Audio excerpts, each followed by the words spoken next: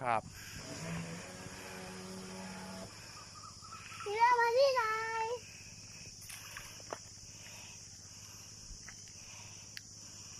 ดูผักเยอะสวยเลยสวยมันแรงมากเลยน้องภูมิเนาะใช่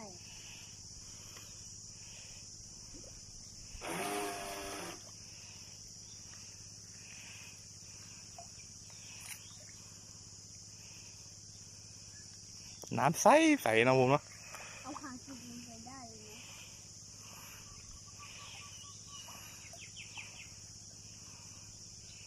ถ้ามีที่จับปลาไหมอะพ่อไม่มี เออ